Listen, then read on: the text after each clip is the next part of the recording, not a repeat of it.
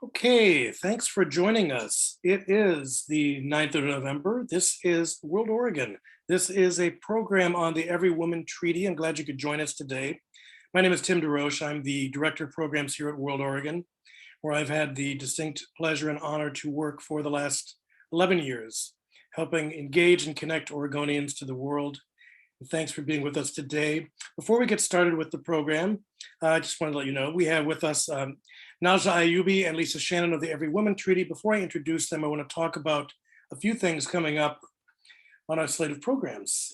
Tomorrow, you can join us at this same time, 12 noon, that's PST, for Peter Martin, wonderful author, talking about China's civilian army, the making of wolf warrior diplomacy. It's a great opportunity to learn about the fairly unknown process by which diplomats navigate and come through the Chinese system. And we are presenting that with the Northwest China Council. So I hope you can join us. Coming up on the 30th of November at noon, we are looking at what is happening to the Uyghur people in China. We have Rushan Abbas and Abdul Karim Idris, both of whom are involved with the Campaign for Uyghurs, a DC-based organization. It's an incredible opportunity to give some first person, some rich historical perspective on the plight of the Uyghurs in China, which is not as well known as it should be. It is a very, very urgent issue.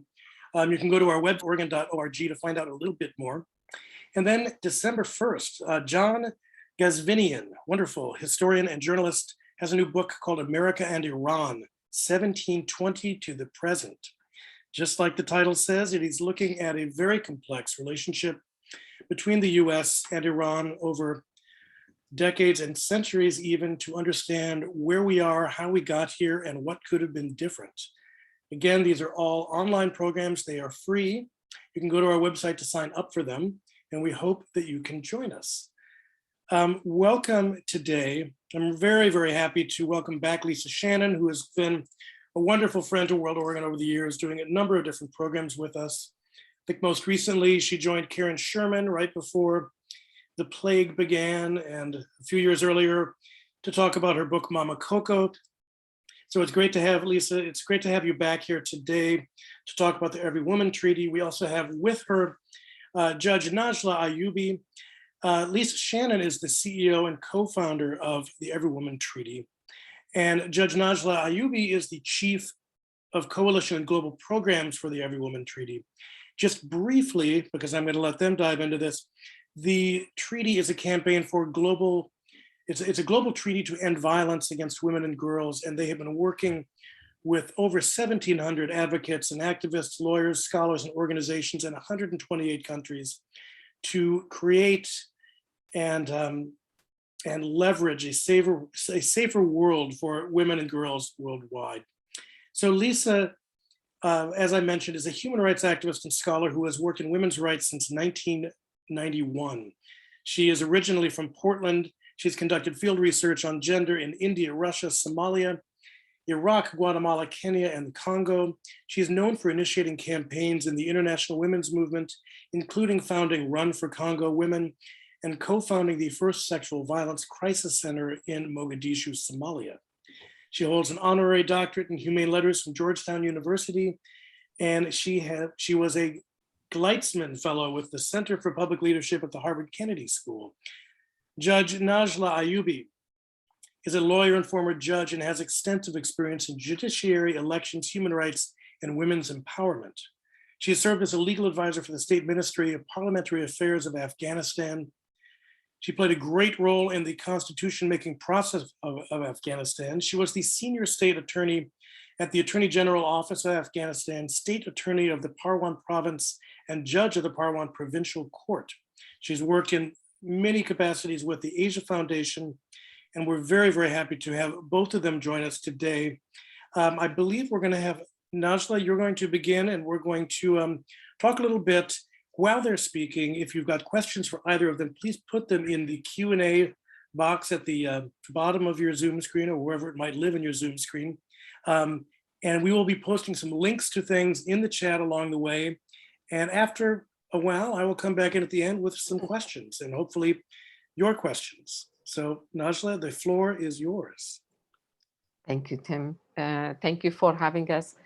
Um, I would like to start with how I became to this work, particularly my mother was a child bride, and she lost her first baby because her young body was not developed enough to feed the baby. Uh, Afghanistan, being from Afghanistan, and Afghanistan for me means that, like every other Afghan girl, from the moment I was born, I was discriminated against.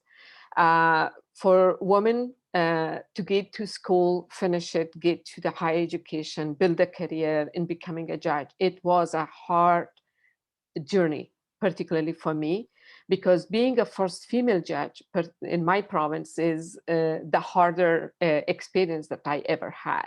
Because my father was assassinated because my father was supporting the women's rights and human rights. And that's why he has been assassinated. And my brother was killed also as retribution for me going abroad for a study. Had to hide in bunker also during the last before moving to the United States, before fleeing to the United States. I had to even build a bunker in my house to make sure that whenever any attacks on me as a women's rights activist could happen, I had to hide in that. I had to flee in 2015 because of my life. I had to leave the country and refuge in United States. Now my family, actually, I know that many of you know that what happened in Afghanistan when the Taliban took over. Many women's rights activists and human rights activists who were active in defending in violence, working on violence against women. Unfortunately, they had to leave the country, and my family were among them. That we had to go through the nightmares of days and evenings and nights to make sure that they are leaving the country. Thousands of my fellow activists is still in the country, that they are hiding right now, and they're trying to try to get out from the country. This is, unfortunately, this is not Afghanistan only, but also this is everywhere. Other friends of mine, Marina Piskalakova, who's right now in Russia, she's also have the windows of her apartment in the armored windows because of her safety. There are activists, we tried everything. Like for me, I have tried to work on violence against women and used any tool that I could use to make sure that the safety of the safety and protection of the women and girls. But unfortunately, nothing is working because we don't have the system, the accountability and the system in place to make sure that the women and girls being protected. I was also forced to make the rules while I was in the bench that I did not agree with because of the local laws, and also losing my father and also being pushed from the judiciary. I was also forced to leave the bench because of all these activities that I was doing. So even previously, I was under the Taliban, and I had to, being a highly educated woman, and have to take or borrow the 4 years old boy from my neighbor uh, to to let me go outside and to be allowed to go outside and do my groceries. So for me, in the past 20 years, we have made lots of progresses, but unfortunately, because of Afghanistan is still remains one of the dangerous places, particularly after the Taliban, for women and girls to be in. So stories are also coming from the country. I wanted to just make sure that people knows what are the very chilling stories that coming from the country. Like last week, in the past 2 weeks, we had 4 women have been kidnapped and assassinated in north of Afghanistan. Another 2 were from the military, that they were ex-government military personnel. Both of them have been targeted and have been assassinated. So also forced marriages are happening right now. Taliban are also targeting the security guard or the security personnel of ex-government wives, and as a revenge, they marry them while their husbands are alive. The Pakistanis madrasas are also producing more extremists into the country. So not only the security situation, but also particularly the cultural and the bad practices traditionally also targeting women. So many of these chilling stories, when I hear, it really gives me what is called the feeling that what can be done. For that, we as a women's rights activists, we realize and we know that everywhere, whether it's there is war or not, violence against women is a pandemic. Whether there is a pandemic like we are in, violence against women is there. Whether the change of regime or political wind shift, or we frontline activists are really shoulder the burden of all of these. We are doing the work of the government. Therefore, for us, it's important to have, because we're also looking into the global system. The global system is inconsistent, uncoordinated, and also insufficient. So that's why we, as a women's rights activist, we are calling for the global treaty to end violence against women and girls. Because this is, for me, as an Afghan, as an Afghan activist, as an Afghan lawyer, I feel that this is the only hope that I still have with me, because I lost my country, I lost my identity, I lost everything. And I tried whatever I could to make sure that the women and girls could get protection. But unfortunately, it did not work. But now the only hope is the global treaty ending violence against women and girls. Thank you. Well, thank you so much, Najla. And I'll go ahead and jump in here. So my name is Lisa Shannon. As Tim shared, I'm from Portland. I'm sitting in Portland right now between bursts of rain and sunshine. My work started, as Tim mentioned, actually working in women's shelters in Portland on violence against women and girls, and started Run for Congo Women, which some of you may have heard of, went on to raise millions of dollars for women in the Congo, survivors of war, and then went on to co-found the first sexual violence crisis center in Mogadishu, Somalia in 2011, with many thanks to Oregonians who pitched in for that effort. We started that center with a lot of people pledging $10 a month. That's how we all got it. That's how we got it started. And we struggled and really wanted to get media attention for it, and hope to change the global dialogue on violence against women in Somalia. And after 6 months, we managed to get a cover story on the New York Times, breaking the silence. Amazing things happened. Money came in to support the program. Women who came in as survivors, the first time I went, within a year and a half, we're out doing outreach into camps, getting women to come in. Women's rights were included in the new constitution. Just a lot of really exciting things happened. And then in January 2013, I went back to Mogadishu. This is about 18 months after we founded the center, and had seen so much progress. And the week that I went back, a woman was arrested by the Somali government for allegedly talking to a journalist about having been gang raped by government soldiers. And she was forced to submit to a finger test, which is a very archaic virginity test meant to prove that she wasn't raped. And this evidence, this mother of 3 failed this test and was convicted of lying about having been raped. Like, I can't track the logic of it. It makes no sense to me. I'm sure you can't either, because it's not logical. And yet that week in Somalia, everyone knew that this woman had been arrested. Everyone knew she had just talked about it and been arrested. And it was like just a wet blanket over everything we had tried to do.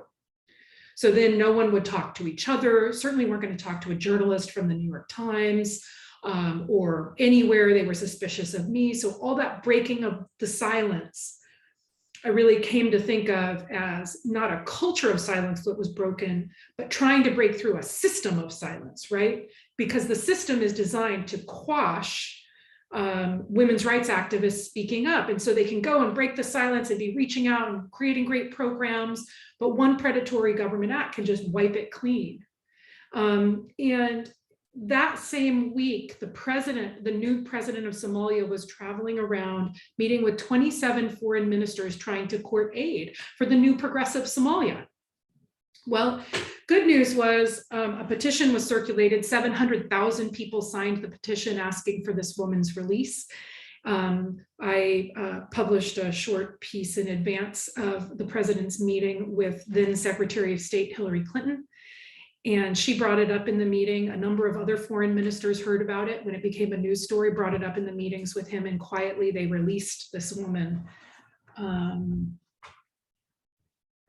But it occurred to me when I was there, a few things. One, that governments can just wipe out all the progress that we're expecting frontline activists to make on their own. Number two, that like as much as foreign ministers brought it up, Somalia didn't violate international law by arresting this woman or using a finger test. These things are totally in bounds in terms of international law. But last, the Somali government actually did care what other nations thought, because when they brought it up, they let this woman go. But what about all the women who don't have 700,000 signatures and 27 foreign ministers bringing their cases up in meetings? Something's broken here, something's wrong. And so I started looking around and ran across a call on the part of 2 UN special rapporteurs on violence against women and girls. The first UN special rapporteur from Sri Lanka called for a global treaty to end violence against women and girls. And then the current special rapporteur in 2011, Rashida Manju from South Africa, also called for a global treaty, saying there's this huge gap in international law. So I started chewing on that and thought, wow, you know, maybe this is something activists around the world need to talk about in more depth. So we had a convening, which led to a seed working group, which led to a global working group of frontline activists like Najla, like Marina, who she mentioned, who started coming together and just talking about, not do we need a treaty? Because ultimately a treaty is just an agreement. Like, what would we have to be agreeing to for it to actually be meaningful and make a difference on the ground in Afghanistan or on the ground in Russia, right? And so we engaged in years of dialogue on this front and came up with, gosh, I won't go through the many rounds of consultations, but in 2019, we opened our dialogue with nations, asking them to call for a global treaty. And just next month, or actually next week, we're going to be releasing the 0 draft of the global treaty, or rather we're calling it the first draft of the global treaty, which represents 8 years of consultations with frontline activists. We've now met with more than 102 nations that we've met with at this point.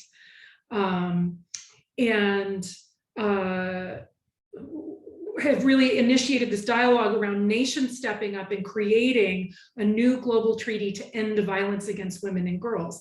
Now, there are kind of 2 camps on this front, right? One camp would say, on one extreme, what does it matter? The UN makes no difference anyway. These global agreements, it's just a piece of paper, has no impact. And then the other group would say, what the UN already has is perfect. Just implement it better.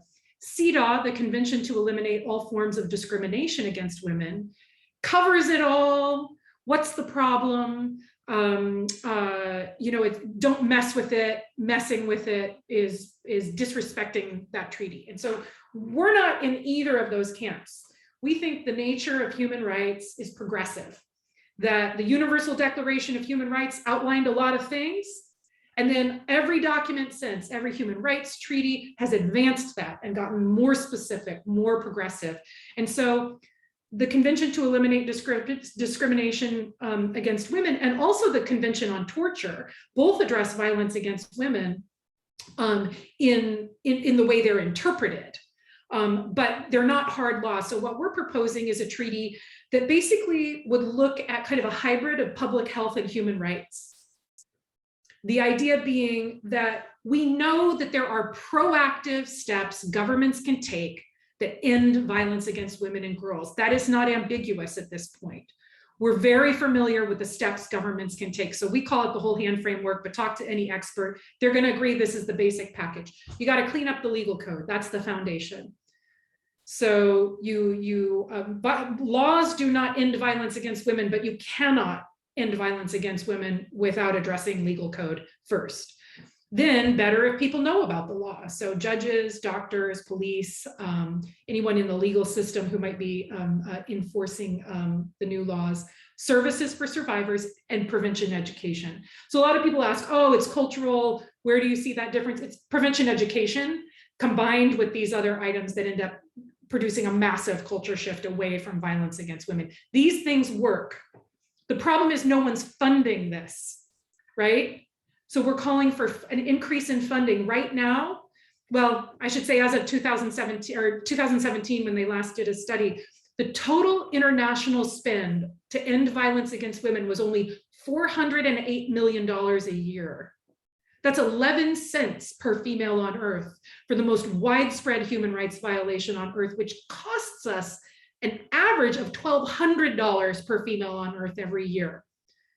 So the current global spend makes no sense. We want to see an increase there, beginning with $1 per female on Earth or $4 billion a year as a place to start implementing these things, and then a metrics-based reporting system. So these are the interventions, but I think what I go back to every time is, having the tremendous honor of getting to work with activists like Najla and Marina every day. I'm just constantly reminded of the risks that frontline activists are forced to take because the world simply does not have their back. And it is unacceptable that Marina in Russia has been labeled an enemy of the state for just wanting domestic violence legislation, right?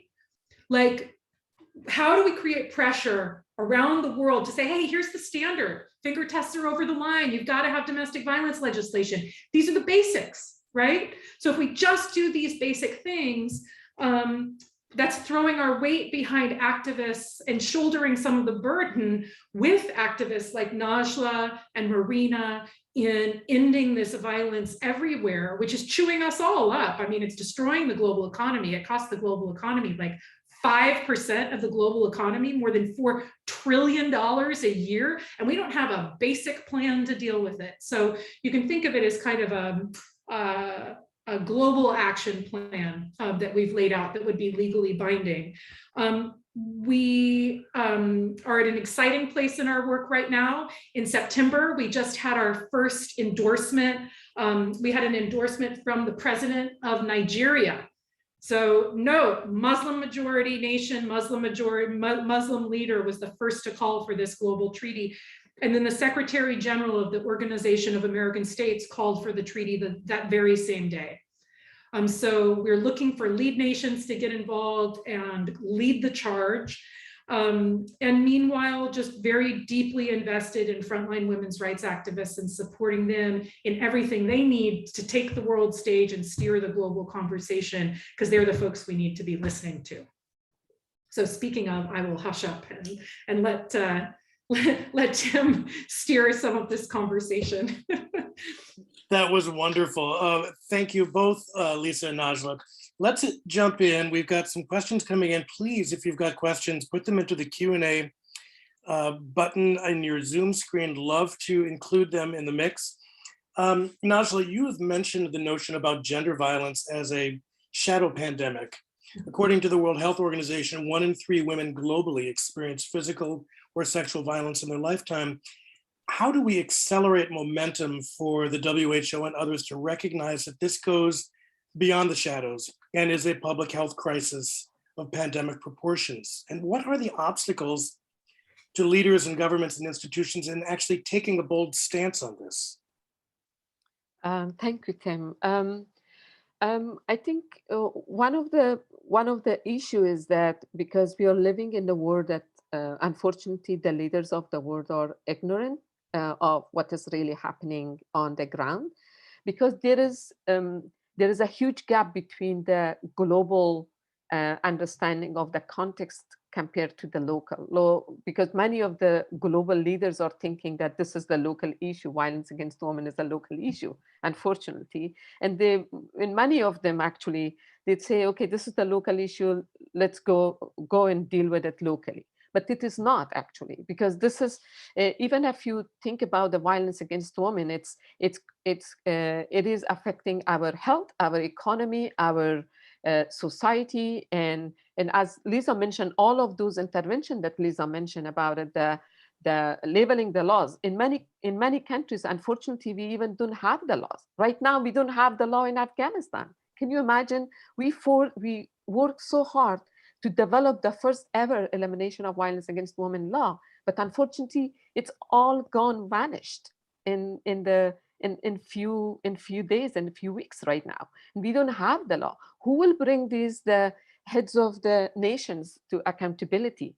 Because the only thing that I feel that if we have the international global framework and a global monitoring and evaluation mechanism and reporting mechanism, definitely not only the global leaders will be accountable, but also the national and regional accountability will be also seen towards the women's rights. So yeah, those are the obstacles that, first of all, they think that this is a local issue, have to be dealt locally. But also another piece, that there is a very huge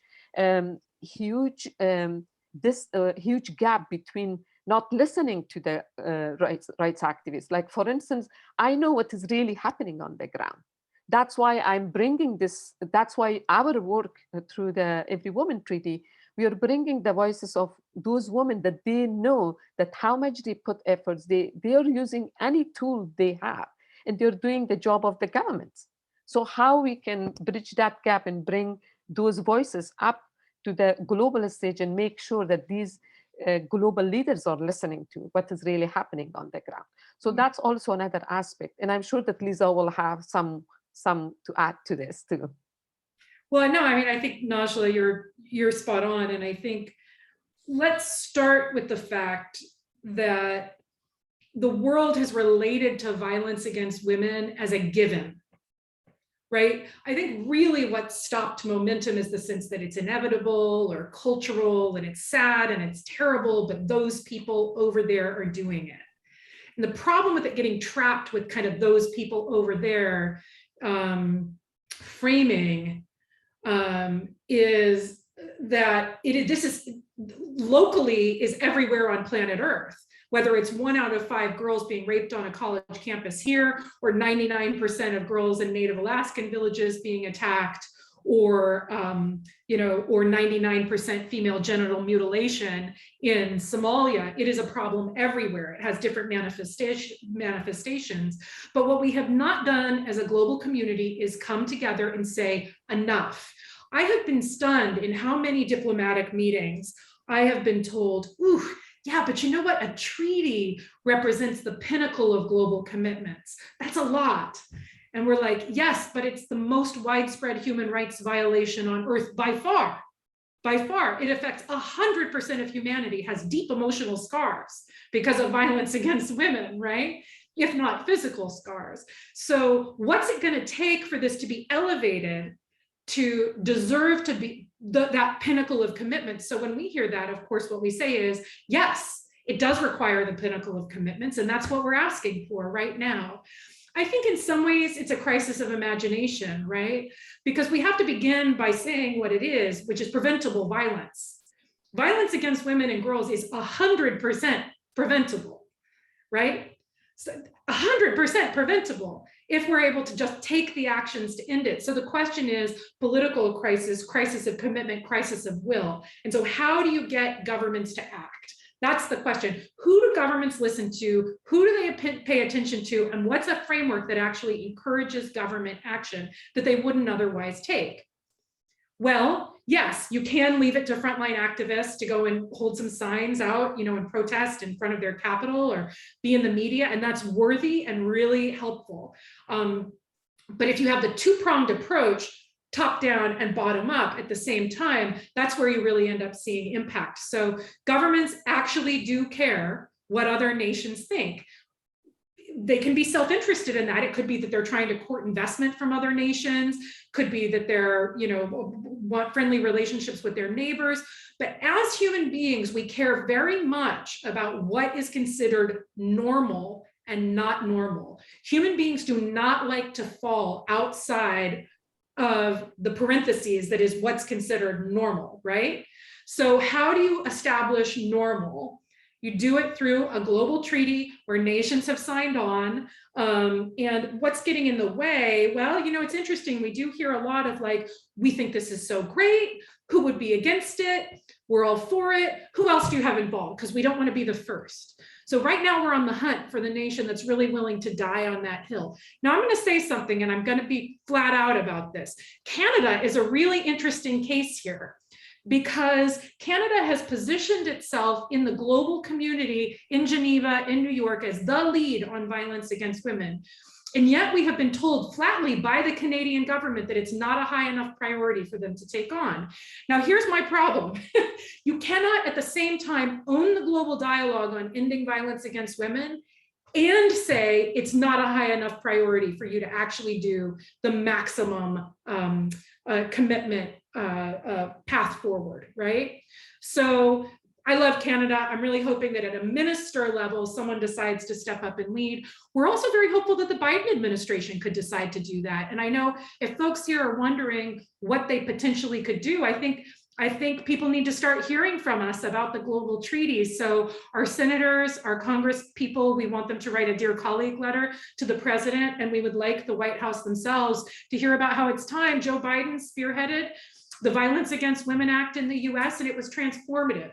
53% reduction in rates of domestic violence in the United States in the first 16 years after that Violence Against Women Act was passed.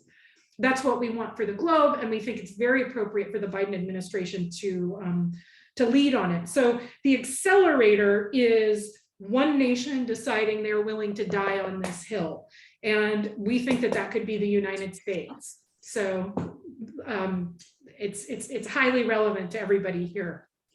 So that brings up the question, this notion, the pinnacle of international agreement and dying on the hill.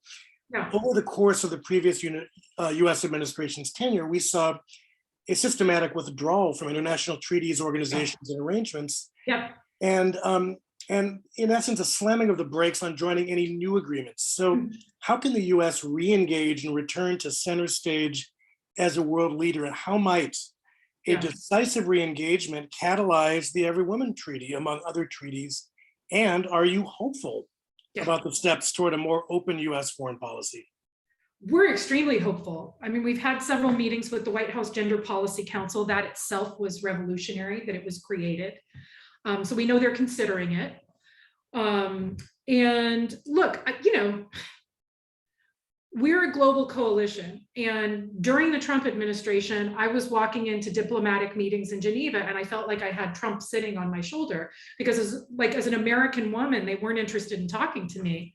They're like, sorry, you're here to talk to us about women's rights? So it was a real problem. And fortunately, we have lots of voices and diversity in those voices. So I had to step back a little bit from those meetings for that reason. The pivot now to re-engage in international agreements, I think is something obviously that we celebrate and welcome. But prior to the Trump administration, the Obama administration advanced the hydrofluorocarbon agreement, the Kakali Amendment. And that started with a small grassroots group just deciding that they were going to try to push this thing forward, and it became international law. So we know that the Biden administration has been involved in global norm setting, and you see that engagement again with the climate talks happening. So it's we're very hopeful, and we know that the Biden administration has been open thus far. The question is, will they prioritize it? Because if you read their new policy that just came out a few weeks ago, they're talking about everything we're calling for in the global treaty, wanting to advance that on the global stage, new global norms, supporting prevention education. You know, their wording is slightly different, but it's very consistent with what they've proposed. The question is, do you want to do it in kind of a piecemeal approach where you fund one program, you know, in one country at a time and sort of hope that that makes a difference? Or do you bring all the nations in the world together to catalyze something that'll be much longer lasting and frankly, much more embarrassing if someone does pull out of that agreement? Because I mean, for instance, the US may have pulled out of the Paris Agreement, but everybody knew it. And it was a big embarrassment. If the agreement never existed because we might pull out, no one would have paid any attention at all. So obviously, we think it's better to have the agreements that create that reputational pressure. So if someone does pull out, it's a really big deal. That's way further down the road than not having any agreement to start with, and then no one's paying attention. I also want to circle back to something you mentioned around accelerators, because I think this is really key in terms of how people are approaching violence against women globally. No one is measuring who is doing what right now. So like, you know, they say you get what you measure. And right now, in the case of violence against women, that's just like not a whole lot. No one knows which nations have which laws on violence against women right now. No one's tracking it. We literally have a researcher in Connecticut who published a study on this from 2007 to 2010, every nation on earth tracking the quality of their law and the implementation. It only costs $200,000 to run that program every year as a global scorecard, but nobody's doing it. Right? So that's when you end up looking at more like the tobacco treaty or the landmines treaty. They're clear yes or no answers. Are you doing it or are you not? Because that creates more reputational pressure for governments than what exists now in the human rights system. People are reporting on violence against women among 20 other items under the CEDAW Convention. But it gets lost in narrative reporting, like literally there's a word limit. So they can only include a few words on what they're doing. And they can be really shifty about it. Like for instance, in the case of Russia, the Russian government is claiming credit for a national helpline that's run by our coalition member, Marina, who's been labeled an enemy of the state. It's absurd. And you'd never get away with that in a metrics-based reporting system. So a metrics-based reporting system is going to get governments to perform better because it creates kind of an objective line that you can say, and really compare nations to each other. And then, there'll be more motivation for people to sign up because no one wants to be an outlier. You've mentioned CEDAW a couple times. Sure. And I believe I've heard you address the question of equity around moving cases of violence forward to bodies like CEDAW. Mm-hmm. And that oftentimes the onus is on women to come forward. And does this unfairly privilege women who have the time and resources to do so? And how does the international community address this? Yeah, Najla, would you like to Yeah, sure. Thank you. Shall I? Yeah, sure. I think one of the things that in my opinion, CEDAW is a very strong document. And if we had no CEDAW, I think we were not sitting here and discussing all of these issues, honestly.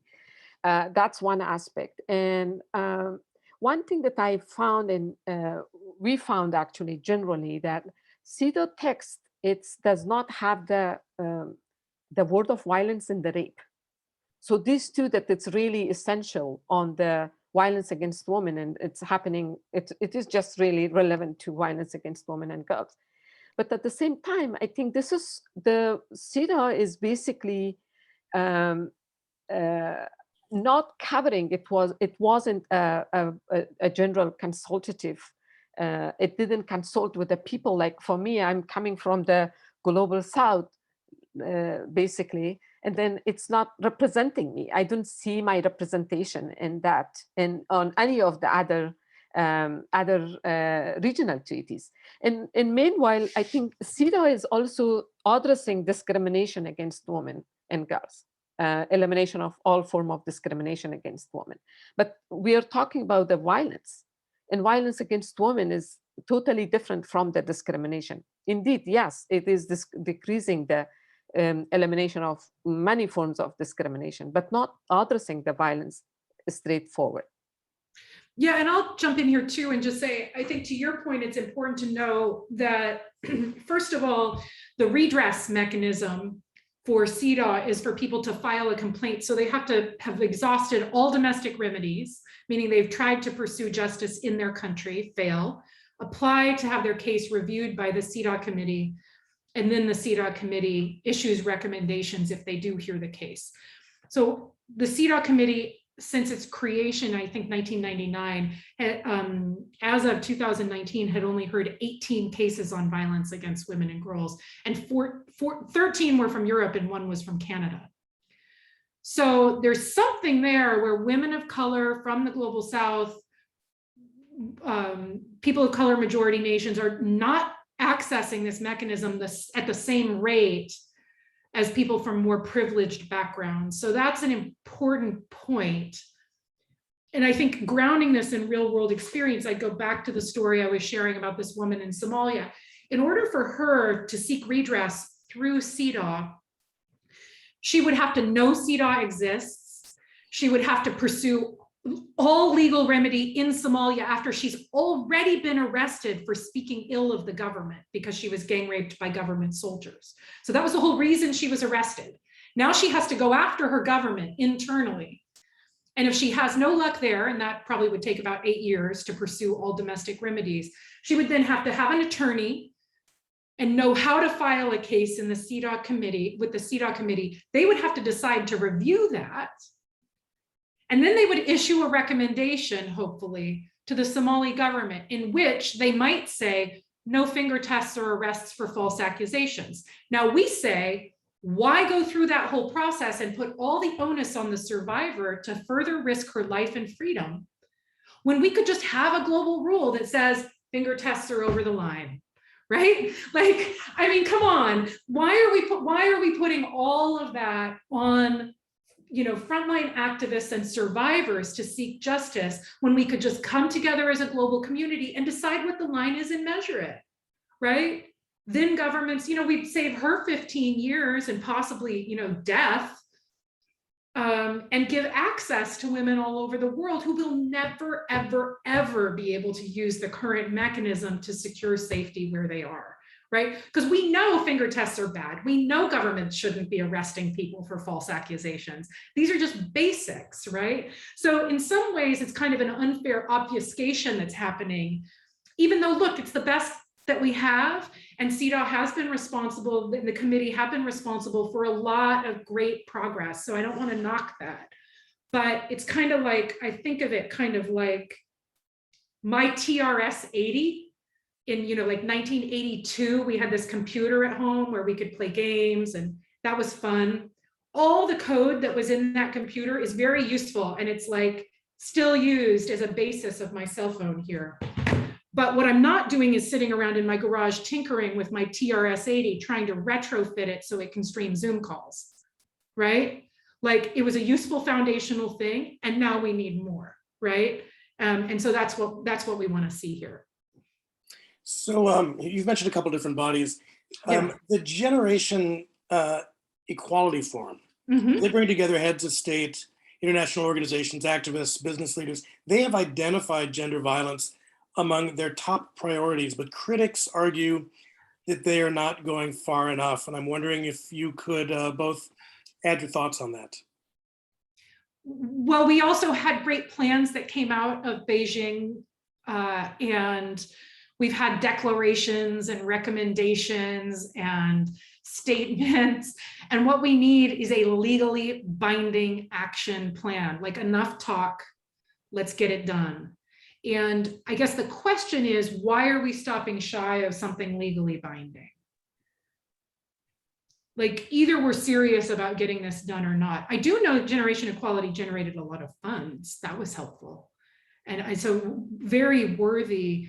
But I guess almost anyone in the global women's movement, including the organizers of Generation Equality, all of their materials leading up to the event were about how Beijing was a promise unkept, right?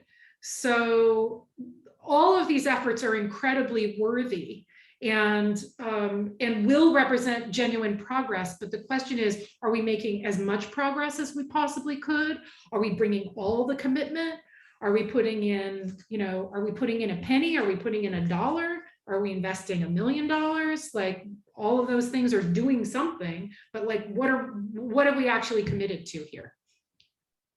And Najla? also, I would like to also add, like, many things that Lisa mentioned about the statement, about recommendations, or about the additional protocol and stuff. I think one thing that for me as a judge, I mean, always I do apply laws, not recommendations, because recommendations are not binding. So, recommendations are the way that you can take it or leave it. But when you have the binding document, which is, we really need that document right now, is to really implement, because this will be bring more accountability in states to take actions, instead of just having recommendations and not even providing even the reports right now are basically narrative-based reports. And as Lisa mentioned earlier about the scorecard, how we can bring the government to accountability, whether they have done something, they have provide the measures responding to violence against women or not, they take actions or not. Those are the issues that legally binding document will definitely put those mechanisms in place. One of the interesting things in looking at the sort of the changing face of activism over the past few years has been the showing up for other people's issues and the sort of intersectionality around things. Mm-hmm. So after working with 1,700 leaders and 840 some organizations in 128 countries, I'm curious if you can talk about the intersections and the Venn diagrams that connect violence to women and girls with issues like climate change, racial justice, refugees and migration, and how the Every Woman Treaty is coalition building across this landscape. Yeah, well, so in the 8-year global consultation, that was the dialogue we were having. And so big piece of this, I mean, first of all, what we know is violence against women spikes with any vulnerable population. So if you're a refugee, if there's been a natural disaster driven by climate change, if you're trans, if you have a disability, if you're an indigenous woman, the rates of violence for these communities often are at least twice as high as they are for the general comparable population.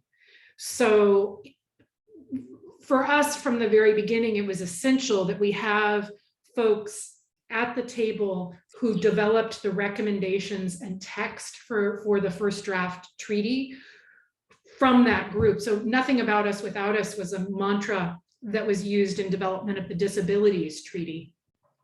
And we used that mantra developing our first draft. So we had 16 special committees that were formed and recommendations from people all over the world who were specific to that group. So people with disabilities developed the language around people with disabilities. LGBTQI, or in UN speak, you say sexual orientation, gender identity, SAGI, folks drafted that language for us. And so that has been incredibly important to be rooted in the real world experience of these folks, and make sure that that's reflected, that it also reflects the real world barriers that will lead to actual progress. So it's tricky because we are forced, if you're trying to pull nations together for a global negotiation, to understand where the fault lines are and how you can get around things that might gridlock the process to see genuine progress, sort of progress, not perfection, but at the same time, making sure that that representation is there at every step of the way, and that we're very deeply committed to making sure that the treaty is relevant to the people who most need it, which is the more marginalized groups. So we've got a question here from Ola Al-Shami, who is joining us from Yemen. And this follows up on what you were just talking about. Yeah. Ola says, how can we ensure that women calling for their rights are going to be protected, given the fact that such women are in a country that is governed by groups who do not support women's empowerment and freedom? Absolutely. Najla, do you want to speak to that? Yeah, I think this is the important piece. Like, for instance, let's say take Afghanistan in an example. Like, of course, when we have the global legally binding treaty ending violence against women, we believe that this is the reputation and also the pressure from the countries. Like, for instance, that the Taliban, for instance, have a very good relationship with certain neighboring countries. I don't want to name them, but everybody knows that. So they will be also somehow will be seeing how the neighboring countries, the Islamic countries, are also putting their efforts to end violence against women, and they will be also not left alone. So that's one of the reasons that how the even repressive governments or repressive regimes can also be part of the implementation of if they wanted to be part of the global community, basically. And also there will be also another piece that it's also from the religion perspective, also they will be also seen as a equal equal government, or what we are calling it. They will see as a partner to other Muslim nations or other nations, that they are close to each other. So that's why one of the reasons that it can be bring them to accountability and provide the protection and safety for women is one of the reputation pressure on these governments, actually.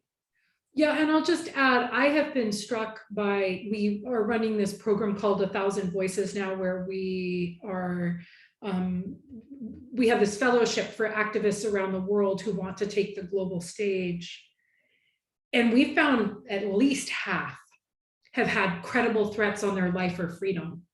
I have been stunned by how many activists just in our little cohorts have had to be smuggled across borders late at night, have been threatened with decades in jail, have died, or know people very close to them who have died in this work.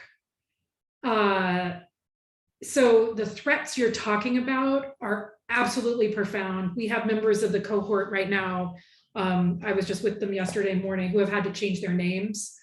I think the point of the global treaty is providing backup to those activists so they don't feel like they're putting their life on the line. If you have a whole world of activists and a whole community of neighboring nations who are saying, hey, what they're asking for is right, you actually need to do that thing.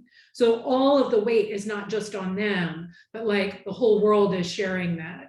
In the meantime, though, I have to say it's been a big surprise for us, and we've had to shift gears a little bit, and that we've just created, Najla is piloting our first online support group for frontline activists who are going through that extraordinary stress.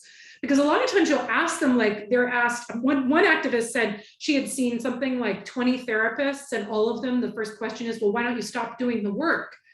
And she's like, I'm not going to stop doing the work. I have to do the work. I will risk my life here. So she needed a space where she just has other people to talk to who are going through something similar and can exchange safety strategies. Additionally, we're thinking about putting together programming with a referral service so that the activists know who they can go to, who they can talk to. And look, we just went through this with Najla's family. I mean, August and September were hell. You know, Najla had 14 family members in Afghanistan, and it was a nightmare trying to, you know, make sure that they got out safely, and they did. We're grateful to say that they did, and we also supported our activists getting out safely. We have a number who we helped. So we try to use our weight as we can there, and have recognized that that's a big need for anyone who's speaking out. Although a lot of times our activists will actually be speaking to governments other than their own, right? So if I'm an activist in Yemen and I'm not feeling safe speaking out, I might be having a conversation with the White House, or I might be having a conversation with the government of Nepal saying, hey, we need support over here. so it depends on the activist specific situation, but it's really important that policymakers from around the world are hearing from those experts.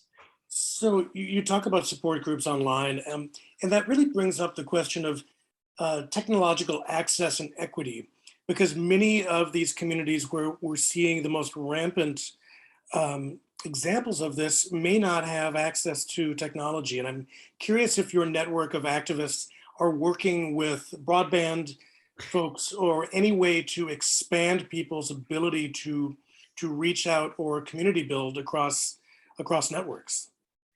You know, no, and yes and no.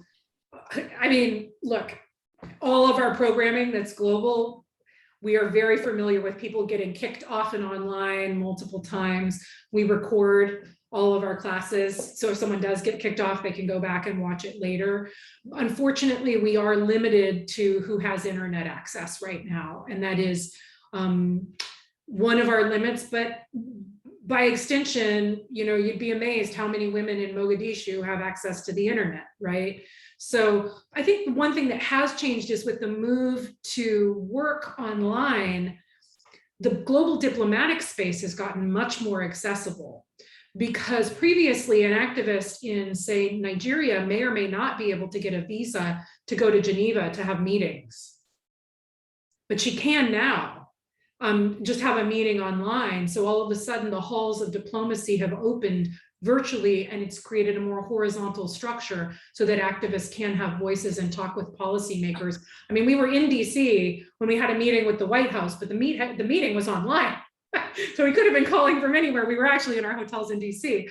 But you know, that's just kind of how it works now. So I think it's both and, right? There are some limits to it, and we're a tiny organization in that we can't really take on expanding broadband access, but we do try to stay very accessible for all of our activists who do have that. And we're very used to navigating rough connections, thunderstorms, power cuts, etc. So let's return to something that I think is on so many of our minds, which is Afghanistan. President Joe Biden promised that the US would continue to help Afghans who are at risk and to get out of the country, saying, quote, "We're far from done." But currently there are innumerable Afghans, many of whom were in the pipeline for special immigrant visas, which we know are backed up often 3 to 4 years, navigating speed bumps and bureaucratic obstacles created by a former administration. So many families, women and children, who put themselves and their families at risk by working with the US and its allies are really in danger. How is Every Woman Treaty working with groups around this issue and helping confront these dire, uncertain prospects? We do that through Najla. Thank you so much, Lisa. Yeah, actually, you know, whatever resources and connections, like for instance, we have, and I would like to thank here Lisa and the whole Every Woman Treaty team. Everybody was very supportive while I was going through that process of nightmare for my safety of my family, while the Taliban were coming on after our and knocking our doors 2-3 times while my family were there. So what I'm also doing through, as Lisa mentioned, I'm more involved because I'm Afghan, and also I'm trying to just make sure that people are getting actually whatever resources I have, whether this is private or connections or private connections, government connections, friends and organization.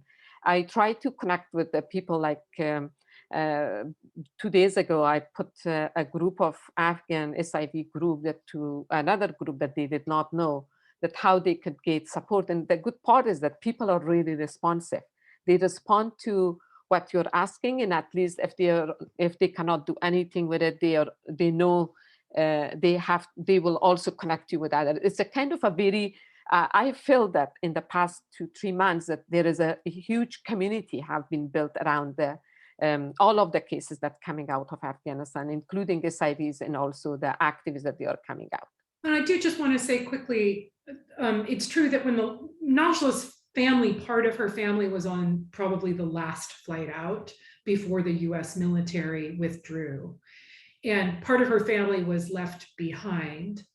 And the Biden administration did make good on getting the remainder of her family out a month later. So that may not be in the headlines, but Najla's whole family, all 14, are now safe because the Biden administration followed through on that. And additionally, activists like Najla helped organize an evacuation for a lesbian couple who were in very grave danger in Afghanistan just last month after US forces had withdrawn. So the evacuation efforts are continuing, whether or not that's in the headlines. That doesn't answer all the people who are stuck and then stuck around the world trying to figure out what they're going to be doing next. But nonetheless, it's been moving to see some of that quiet effort happening that may not be in the headlines. So we are coming up on our time. I want to thank Najla and Lisa both for being with us today and sharing about the Every Woman Treaty. I've put links to their website. You can learn more. You can sign the treaty. It's nothing like feeling like you've done a little bit of action during your day. Get engaged with them. The website is a wonderful website it's got the reports in it. It has got some incredible testimonials. Great way to find out more information. We like at World Oregon to present the really difficult issues, but also not issues that make you feel small. We like to give you pathways and springboards to action and engaging the world around you. So it's a great way to do it by getting familiar with the work that they're doing. I want to thank everyone for joining us today. As we always wish you stay safe, stay well. For information on upcoming programs for World Oregon, it is worldoregon.org. And we thank you so much, and we will see you next time. Thank you, everyone. All right. Thank you so much. Thank you.